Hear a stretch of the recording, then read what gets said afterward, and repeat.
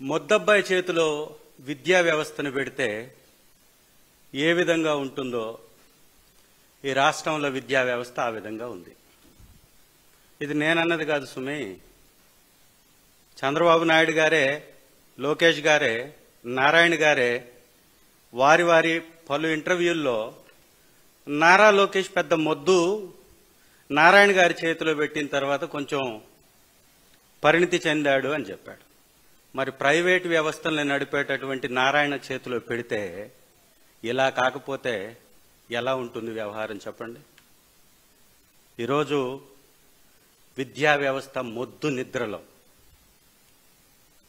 ఈ రాష్ట్రంలో ఉన్నటువంటి ప్రభుత్వ రంగ పాఠశాలలు, వసతి గృహాలు, గురుకుల పాఠశాలలు అధ్వాన్నమైనటువంటి స్థితిలోకి నెట్టవేయబడ్డాయి. మన్యం జిల్లాలో మరణ మృదంగాన్నే తలపించేటటువంటి పరిస్థితి కనపడతా ఉంది. ఒకరా ఇద్దరా గత జులై నెల నుంచి ఇప్పటి వరకు దాదాపుగా 11 మంది అడవి బిడ్డలు విజ్ఞానం పెంచుకొని పరిజ్ఞానంతో ఆ అడవి తల్లి ఒడిలో వారి యొక్క జాతిని పెంపొందించుకోవాలని లేదా వారి యొక్క స్థితిగతుల్ని మెరుగుపరుచుకోవాలని జ్ఞానంతో బిడ్డలు తిరిగి వస్తారని ఆ తల్లిదండ్రులు గంపెడు ఆశలతోటి ఆ బిడ్డల్ని కొండ కోనల్ని దాటించి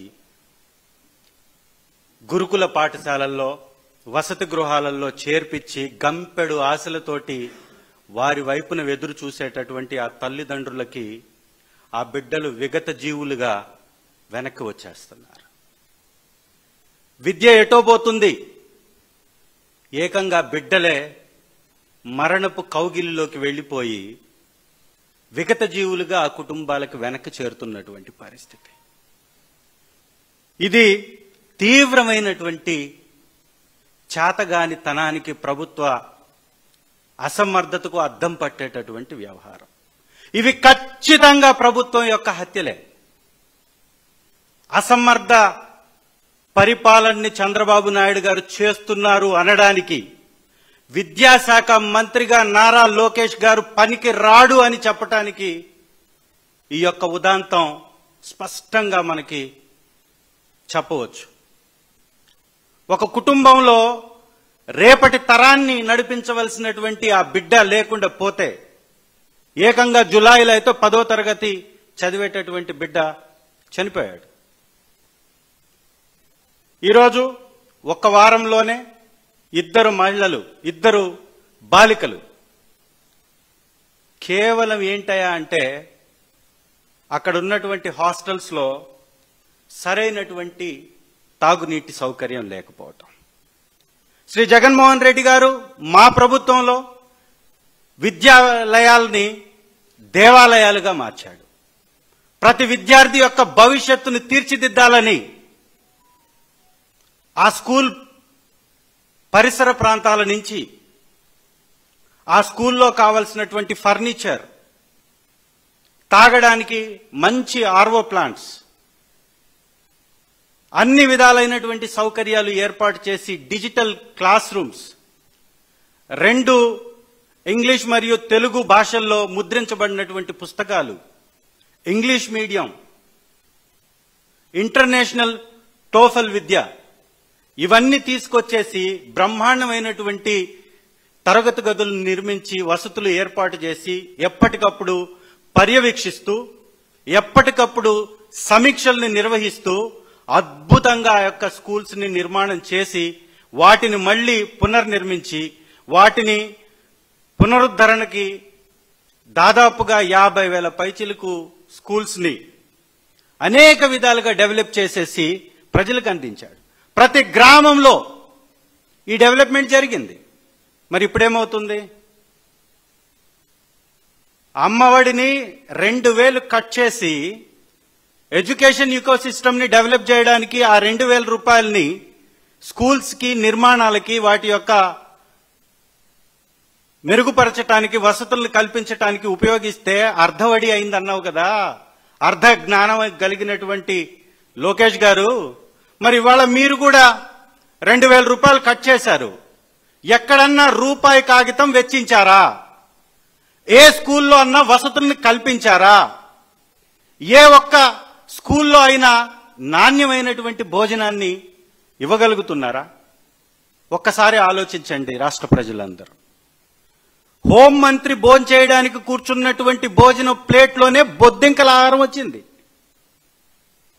ఈ 14 నెలల్లో అనేక సందర్భాలలో కలుషిత ఆహారం తిని వందల సంఖ్యలో పిల్లలు హాస్పిటల్లో చేరినటువంటి ఘటనలు. ఇది చాతగాని దద్దమ్మ పరిపాలనకి పరాకాష్ట కాదా? ఇది అసమర్థ ప్రభుత్వాన్ని చెప్పటానికి ఇంతకు మించినటువంటి ఆధారం కావాలా? 40 సంవత్సరాలని చెప్పుకునేటటువంటి ముఖ్యమంత్రికి విద్యాశాఖ మీద ఏం మాత్రం శ్రద్ధ ఉందో ఈ ఘటనలు చూస్తే ఇట్టే అర్థమైపోతూ ఉన్నాయి. ఒక్క చంద్రబాబు నాయుడు గారి కుమారుడు అనేటటువంటి ఒకే ఒక్క అర్హత తప్ప ఏ అర్హత లేనటువంటి లోకేష్ గారిని తీసుకొచ్చి ఆ చైర్ మీద కూర్చొని పెట్టడంతో దీనికి చెదలు పట్టడం ఈ వ్యవస్థకి మొదలైపోయింది. వ్యవస్థని కొంచెంగా చెదలు తిన్నట్టుగా తినివేస్తున్నారు. వీటంతటికీ కారణం ఏంటయా అంటే, ఉన్నాడుగా పక్కనే మంత్రి, నారాయణ చైతన్య కాలేజీల యొక్క యజమాని, వాటి అభివృద్ధే పరమావధిగా వాటిని పెంచి పోషించాలనేటటువంటి దురుద్దేశంతో దాదాపు 5 లక్షల మంది పిల్లలు ప్రభుత్వ స్కూల్స్ నుంచి వెళ్ళిపోయారు ఈ సంవత్సరం. కారణం ప్రైవేట్ విద్యని ఎంకరేజ్ చేయటం, ప్రభుత్వం ప్రైవేట్ విద్యాలయాల్ని ఎంకరేజ్ చేయడం, ప్రభుత్వ విద్యాలయాల్ని నాశనం చేయటం. వసతులు లేనటువంటి చోట విద్యార్థులు ఎందుకుంటారు? సో అదే విధంగా చేయడం వలన 5 లక్షల మంది వెళ్ళిపోయారు విద్యార్థులు. ఇది అత్యంత దుర్మార్గమైనటువంటి, హేయమైనటువంటి పరిపాలనగా చూడాలి. ఆ చనిపోయినటువంటి బిడ్డల కుటుంబాలకి ఎక్స్గ్రేషియా కింద ఇమీడియట్ గా 25 లక్షలకి తగ్గకుండా వారికి అందించాలి. ప్రభుత్వం ఇమీడియట్ గా మొద్దు నిద్రని వీడాలి. లోకేష్ గారు ఫ్యాక్టరీలు తీసుకురావడానికి, కంపెనీలు తీసుకురావడానికి ఏదో ఢిల్లీ వెళ్ళాడని పెద్ద పెద్ద అక్షరాలతో అచ్చు వేస్తున్నటువంటి పచ్చ మీడియా కూడా బాధ్యతగా వ్యవహరించాలి. ఇలాంటి ఘటనల్ని, సంఘటనల్ని రాష్ట్రానికి, రాష్ట్ర ప్రజలకి తెలియజేయాలి, దేశానికి తెలియజేయాలి. ఇది ఒక వ్యవస్థని నిర్వీర్యం చేయడం కాదు, ఈ దేశ భవిష్యత్తుని, ఈ రాష్ట్ర భవిష్యత్తుని, ఆంధ్ర రాష్ట్ర భావితరాల్ని నాశనం చేయడమే అనేది మాత్రం ఖచ్చితంగా చెప్పొచ్చు. ఇంత చాతగానటువంటి వారికి పరిపాలించేటటువంటి అర్హత ఉందా?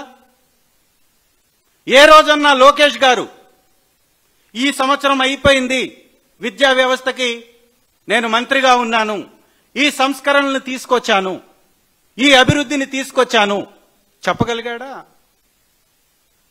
ఫీజు రియంబర్స్మెంట్ ఈ రోజుకి పెండింగ్, వసతి దీవెన పెండింగ్, అమ్మఒడి అర్ధవడి కంటే పావువడి చేసేశాడు, ఒక సంవత్సరం ఎగవేసేశాడు. పేర్లు మార్చుకున్నంత మాత్రాన, కాపీ కొట్టినంత మాత్రాన నువ్వు పనోడువు కావు లోకేష్. పనితనం చూపించాలా, ప్రదర్శించాలా. వ్యవస్థల్ని నాశనం చేస్తూ గిరిజన కుటుంబాల ఘోషని, ఆ పాపాన్ని మూటగట్టుకుంటున్నాం. అడవిలో బతికేటటువంటి ఆ బిడ్డల యొక్క భవిష్యత్తుని కాలరాస్తున్నాం. ఇది తీవ్రమైనటువంటి చర్యగా రాష్ట్ర ప్రజలందరూ కూడా గమనించాల్సినటువంటి అవసరం ఉంది. విద్యాశాఖ మంత్రిగా అట్టర్ ఫ్లాప్. లోకేష్ గారికి కానీ మార్కులు వేయాల్సి వస్తే 0 మార్కులు. ఆయన చేతిలో ఉన్నటువంటి వ్యవస్థను మాత్రం సరిదిద్దడం చేత కాదు, కానీ అన్ని శాఖలకి సకల శాఖ మంత్రిగా వ్యవహరించాలని కుతూహపడుతూ ఉంటాడు. ఇది ప్రభుత్వం యొక్క హత్యలుగా పరిగణించాలి ఖచ్చితంగా. ఇవాళ ఒకే ఒక్క హాస్టల్ నుంచి దాదాపు 135 మంది తీవ్రమైనటువంటి అనారోగ్య సమస్యతోటి హాస్పిటల్కి వెళ్ళారు. ఒకే ఒక్క వసతి గృహం నుంచి. వారిలో నుంచి పరీక్షలు చేస్తే దాదాపుగా 25 మందికి పచ్చకామెర్లు ఉన్నట్టుగా తేలింది. ఈ పచ్చకామెర్లకి కారణం కేవలం అక్కడ ఆర్ఓ ప్లాంట్లని మెయింటైన్ చేయకుండా సురక్షితమైనటువంటి మంచినీటిని అందించలేకపోవడం.